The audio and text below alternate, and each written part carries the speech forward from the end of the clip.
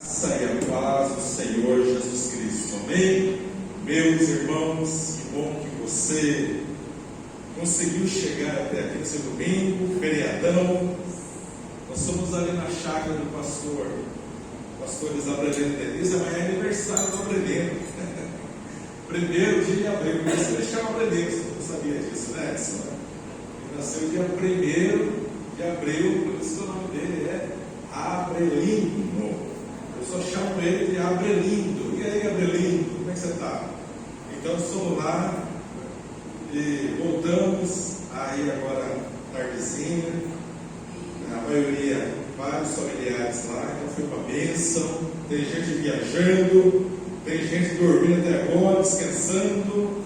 Mas que bom que você está aqui. E essa data, meus irmãos, da cristandade, a Páscoa, é uma data muito linda, sobrenatural. Olha, o nosso Deus planejou todas as coisas no desenvolvimento do plano de salvação de tal maneira que, como se fosse a pintura de um quadro, foi pintando, desenhando, colocando detalhes. E nós temos hoje, você é muito privilegiado. Nós vivemos já no século XXI. A Páscoa aconteceu há mais de 3.000 anos atrás. Então você é privilegiado. Hoje você pode olhar de todos os ângulos e ver o amor de Deus revelado na pessoa de Jesus Cristo. Amém? Então, nesse contexto, eu quero ler com vocês aqui em 1 Coríntios, capítulo 15, esse capítulo onde Paulo, escrevendo à igreja, o apóstolo São Paulo, fala sobre a ressurreição de Jesus Cristo. Por quê, meus irmãos? Porque em nosso coração é preciso estar acesa essa esperança, a chama dessa esperança. Por que nós nascemos? Por que nós vivemos? Por que nós vamos morrer? O que será de cada um de nós após a morte? Então, Deus em Cristo Jesus ministra em nosso coração essa esperança, a esperança da ressurreição, ou seja, aquele que estava morto volta a viver. Então, a esperança da ressurreição é algo tremendo. Mas por que muitas vezes, irmãos, a gente não se alegra tanto com a ressurreição? Porque para acontecer a ressurreição é preciso acontecer a morte. Jesus só ressuscitou porque ele morreu. Então, e a morte, meus irmãos? A morte é algo assim que abala a estrutura humana, mexe com a sabedoria humana, deixa o ser humano no mundo envolto de muitas interrogações: por que isso, por que aquilo, por que isso, por que aquilo. Mas a palavra de Deus, ela vem para nos orientar, nos ensinar, nos guiar, nos edificar, nos mostrar o caminho da vida. Então, vamos lendo aqui. O irmão Sérgio vai projetar os versículos a partir do verso 1 no telão. E à medida que eu for lendo, eu já vou explicando algumas coisas.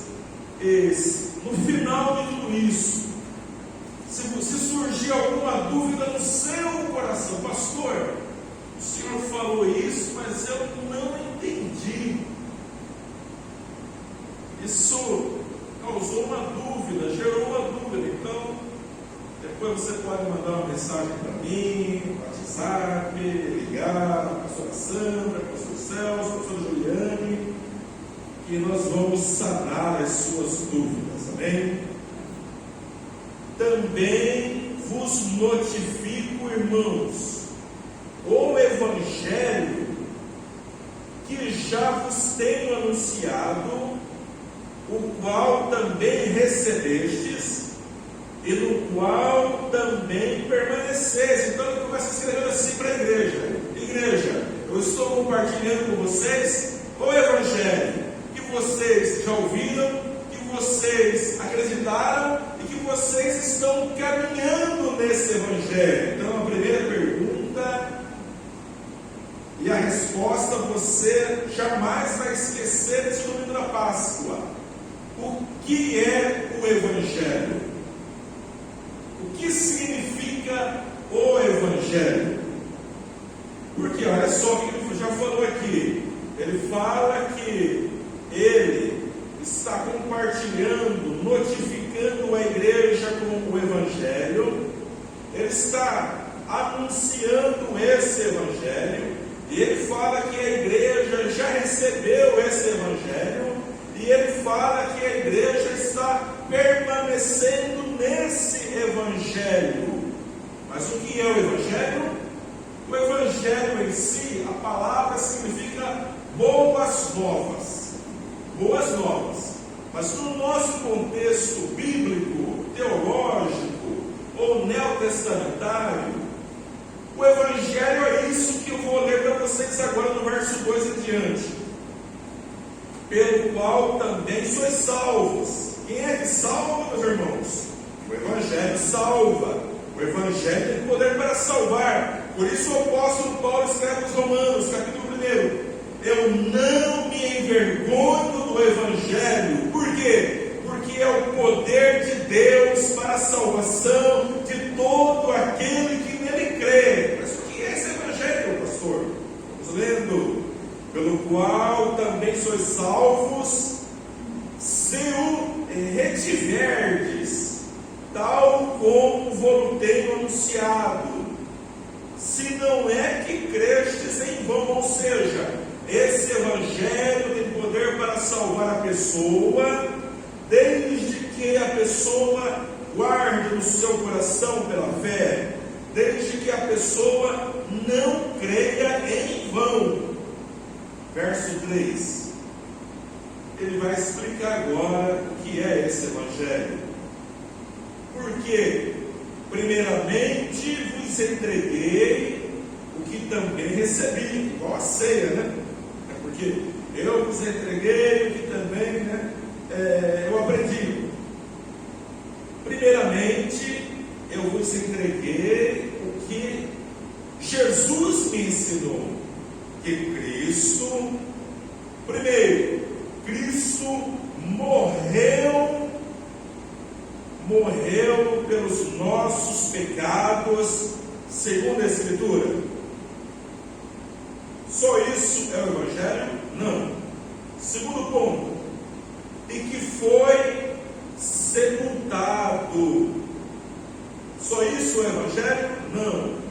E que ressuscitou ao terceiro dia, segundo as Escrituras. Então, resumindo, meus irmãos, o Evangelho: Jesus Cristo, Ele nasceu, Ele viveu, Ele foi crucificado, Ele morreu, Ele foi sepultado e Ele ressuscitou ao terceiro dia. Então, isso é o Evangelho, ok? Que tem poder para salvar a nossa vida. E aí ele continua, a partir do verso 5 agora, dando essa ênfase sobre a ressurreição. Por quê? Porque a Páscoa para nós em Cristo Jesus significa essa plena libertação. Libertação não somente do pecado, mas libertação da morte, ok? Da morte.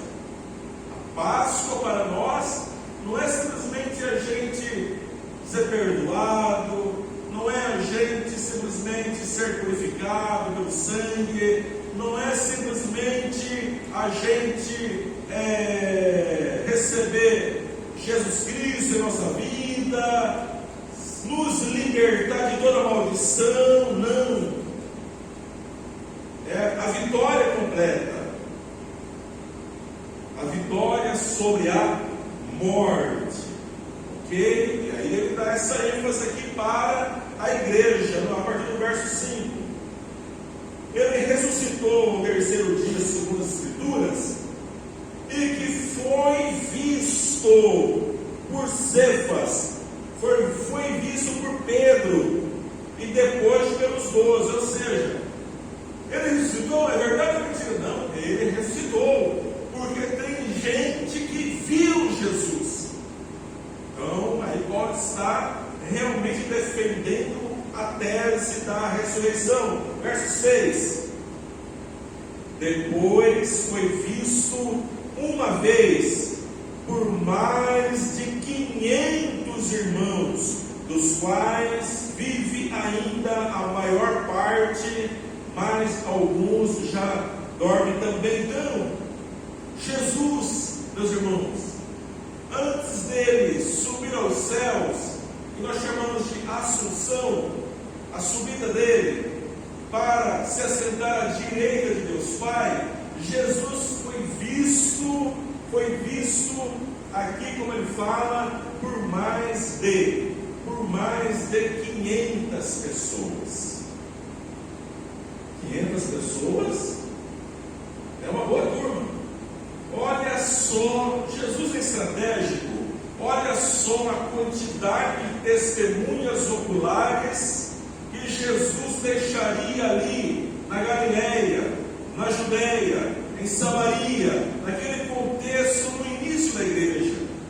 500 pessoas que viram Jesus ressurreto, depois da crucificação, depois do terceiro dia. Então isso é algo tremendo, sobrenatural.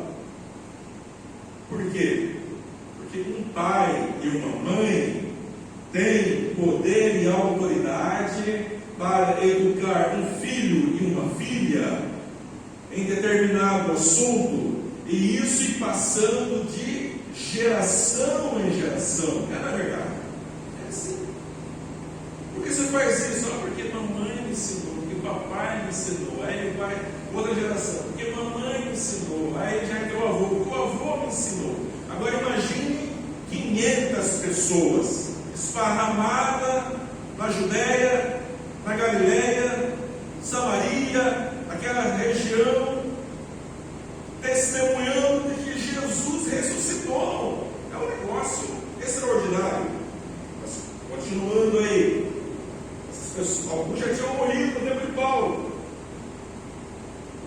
algumas estavam vivas, mas todas morreriam. As testemunhas não estariam mais na terra. Fala aí no verso 7.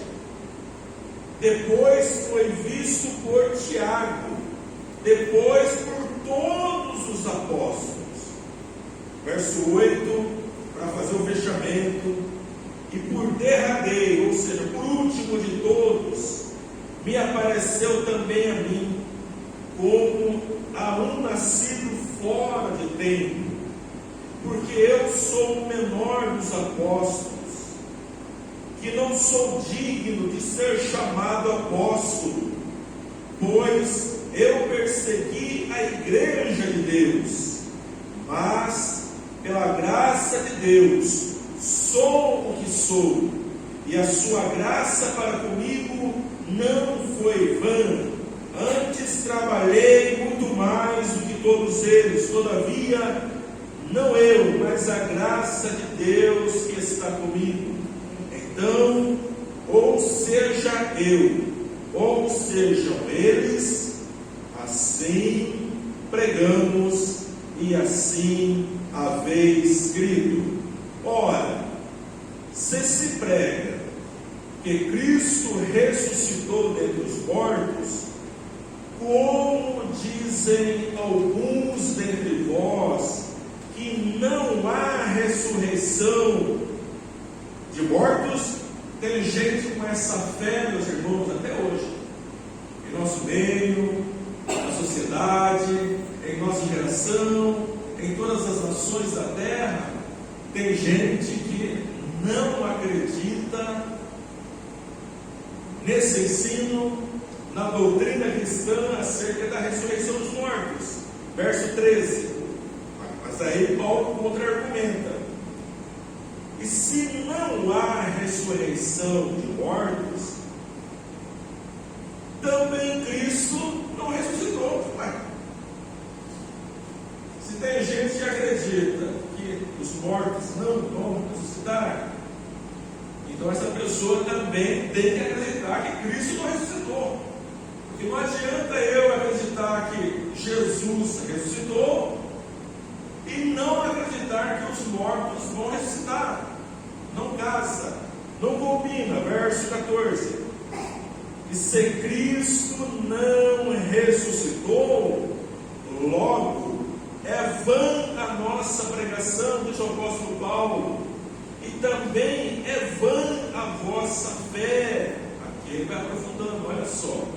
Eu quero dizer uma coisa para vocês: se Jesus Cristo não ressuscitou dos mortos, a nossa pregação é vã, e a fé de vocês também. Não faz sentido. Não faz sentido. Mas ele continua dizendo no verso 15: e assim somos também considerados como falsas testemunhas de Deus, pois testificamos de Deus que ressuscitou a Cristo, ao qual, porém, não ressuscitou, se na verdade os mortos não ressuscitam. Por quê? Se os mortos não ressuscitam, também Cristo não ressuscitou. E se Cristo não ressuscitou, é vã a vossa fé, e ainda permaneceis nos vossos pecados. E também os que dormiram em Cristo estão perdidos. Se esperamos em Cristo só nesta vida, somos os mais miseráveis de todos os homens. Verso 20. Mas, de fato, Cristo ressuscitou dentre os mortos, aleluias, e foi feito as primícias dos que dormem, como disse o pastor Celso. Jesus é a primícia. Por quê? Porque foi o primeiro, quem ressuscitou dentre os mortos. Ele é a primícia daqueles que dormem. 21. Porque assim como a morte, presta atenção agora, porque assim como a morte veio por um homem, também a ressurreição dos mortos veio por um homem. Isso é lógico. 22. Porque assim como todos morrem em Adão, assim também todos são vivificados em Cristo, mas cada um por sua ordem. Cristo as primícias, depois os que são de Cristo na sua vinda. Depois virá o fim, quando tiver entregado o reino a Deus, ao Pai, e quando houver aniquilado todo o império e toda a potestade e força, ou seja, todas as coisas do mal. 25. Porque convém que reine até que haja posto a todos os inimigos debaixo de seus pés. Ora, o último inimigo que há de ser aniquilado é a morte, porque todas as coisas sujeitou debaixo de seus pés. Mas quando diz que todas as coisas lhe estão sujeitas, claro, está que se excetua aquele que se lhe sujeitou todas as coisas. E quando todas as coisas lhe estiverem sujeitas, então também o mesmo filho se sujeitará àquele que todas as coisas lhe sujeitou, para que Deus seja tudo em todos. Amém? Então, Jesus, nós falamos que Jesus já está reinando, amém? Reina em nossa vida, reina na igreja, mas meus irmãos, Jesus, nunca se esqueça disso, Jesus voltará para reinar nessa terra. Jesus reinará no planeta Terra, reinará aqui por 1000 anos. Por isso que essa coisa de que vai governar, que vai reinar, até que tudo seja colocado debaixo de seus pés. Por quê, meus irmãos? Porque até o final do milênio, Satanás vai ser solto. Não foi totalmente aniquilado. Até o final do milênio nessa terra haverá morte. A morte ainda não foi totalmente aniquilada. Fala a palavra que no milênio a pessoa que tiver 100 anos ainda será um jovem, um mancebo, uma criança. Por quê? Porque vai viver 500 anos, 600, 700, 800, mas não é. Por isso que essa linguagem, que você pode entender, fala que vai reinar até que. Mas por que até que? Porque até que todas as coisas sejam consumadas e chegue o trono branco, o tribunal de Cristo, prestação de contas, até que chegue a plenitude de toda a perfeição no reino de Deus.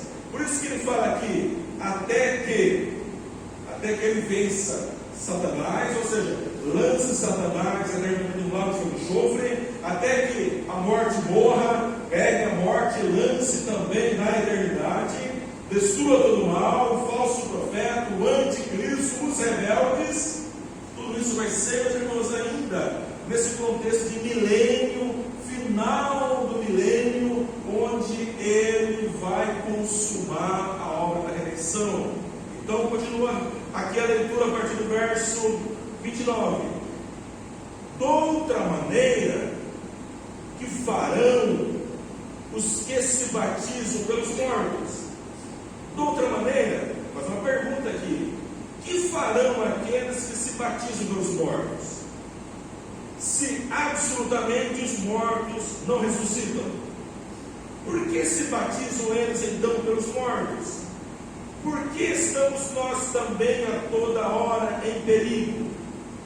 Na nossa vida, na nossa caminhada, no nosso dia a dia. Por que nós estamos em tanto perigo, em tanta aflição, em tanta tribulação? A troco de quê? Verso 31. Eu protesto que cada dia morro, gloriando-me em vós, por Jesus Cristo nosso Senhor. Se como homem combati em Éfeso contra as feras, que me aproveita isso se os mortos não ressuscitam? Comamos e bebamos, que amanhã morreremos. Não vos enganeis. As más conversações corrompem os bons costumes. Não tem gente que fala assim, irmãos? A vida é só essa. A vida é só aqui. Acabou, acabou. Morreu, acabou. Então, se a gente conviver com uma pessoa que não acredita na ressurreição, acredita que com a morte acaba tudo, acredita que a vida é só essa, então aproveite, viva, se delicie, os prazeres, aproveite a vida e acabou. Se a gente conviver com essa pessoa, amanhã a gente vai estar acreditando também como essa pessoa. Como essa pessoa. Porque é isso que ele está dizendo aqui. E ele que fala: eu protesto. Eu estou sofrendo por causa da igreja. Eu estou sofrendo por causa dos irmãos. Eu estou combatendo prisão, perseguição, fome, açoites. Tudo isso é em vão. Se não há a ressurreição dos mortos, Quero dizer para você, essa noite, se não há ressurreição dos mortos, por que nós estamos lutando pela vida? Lutando pela família? Lutando pelos nossos filhos? Para quê? Lutando pelos irmãos? Orando pelos irmãos? Se não há, irmãos, os irmãos. Isso que Paulo está dizendo aqui. Mostrando a seriedade de um coração quando crê ou quando não crê. Se tudo é em vão, meus irmãos, para que eu me sacrificar? Ir à igreja, ir no culto, contribuir financeiramente, trabalhar, ajudar o próximo, ajudar o parente? Tudo isso é nada, tudo isso não tem valor nenhum se a nossa vida é só essa e ponto final. Então, a maneira, a nossa visão de fé e confiança, como nós enxergamos a vida, como nós enxergamos a eternidade, isso vai refletir na nossa maneira de viver aqui na terra. Amém? Isso vai refletir em nossas obras e ações. Que Deus nos ajude a ter uma boa visão das coisas espirituais. E ele continua dizendo aí no verso 33, repetindo: cuidado, não vos enganeis, as más conversações corrompem os bons costumes. Vigiai justamente e não pequeis, porque alguns ainda não têm o conhecimento de Deus, são perdidos ainda. Digo para a vossa vergonha. Mas alguém dirá: como ressuscitarão os mortos? E com que corpo virão? Paulo responde no verso 36: insensato, o que tu semeias não é vivificado se primeiro não morrer. É o que eu falei, meus irmãos. Para a gente ressuscitar, é preciso a gente morrer. Bem-aventurados aqueles que serão arrebatados e não provarão a morte física. O que tu semeias não é vivificado se primeiro não morrer. E quando semeias, não semeias o corpo que há de nascer, mas o simples grão como de trigo, ou de outra qualquer semente. Mas Deus dá-lhe o corpo como quer, e a cada semente o seu próprio corpo. Nem toda a carne é uma mesma carne, mas uma é a carne dos homens, e outra é a carne dos animais, e outra a carne dos peixes, e outra as das aves. E não há corpos celestes e corpos terrestres, mas uma é a glória dos celestes e outra é a glória dos terrestres. Uma é a glória do sol, e outra é a glória da lua, e outra a glória das estrelas, porque uma estrela difere em glória de outra estrela. Assim também a ressurreição dentre os mortos, semeia-se o corpo em corrupção, ressuscitará em incorrupção. Semeia-se em ignomínia, em vergonha, em fraqueza, em humilhação, mas ressuscitará em glória. Semeia-se em fraqueza, mas ressuscitará com vigor. Semeia-se corpo natural, ressuscitará corpo espiritual. Há corpo natural e há também corpo espiritual. Assim está também escrito: o primeiro homem, Adão, foi feito em alma vivente, e o último Adão em espírito vivificante. Mas não é primeiro o espiritual, senão o natural, depois o espiritual. O primeiro homem da terra, Adão, é terreno. O segundo homem da terra, ou o segundo homem enviado por Deus, Jesus, o Senhor, veio do céu, é do céu. 48. Qual o terreno, tais são também os terrestres. E qual o celestial, tais também os celestiais. E assim como trouxemos a imagem do terreno, também traremos a imagem do celestial. E agora eu digo isso, irmãos, que a carne e o sangue não podem herdar o reino de Deus, nem a corrupção herdar a incorrupção.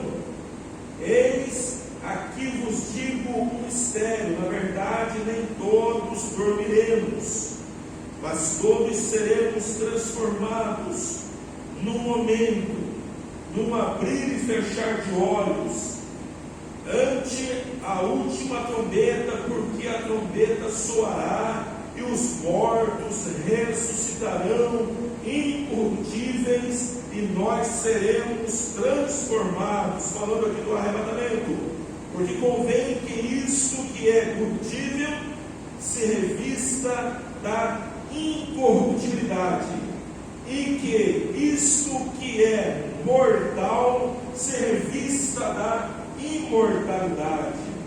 E quando isto que é corruptível se revestir da incorruptibilidade, e isto que é mortal se revestir da imortalidade, então cumprir-se-á a palavra que está escrita: tragada foi a morte na vitória. Onde está, ó morte, o teu aguilhão, ou o teu ferrão, ou a tua força? Onde está o inferno, a tua vitória? Ora, o aguilhão da morte é o pecado, e a força do pecado é a lei. Mas graças a Deus, aleluia. Então, fora você repete: mas graças a Deus, que nos dá a vitória, por nosso Senhor Jesus Cristo. Amém? Conclusão: em Cristo Jesus, nós não precisamos temer a morte. Vamos viver a nossa vida na direção do Senhor, cumprindo o nosso propósito, o nosso chamado, a nossa missão, um dia após o outro. Em Cristo Jesus, você não precisa ficar com medo do amanhã.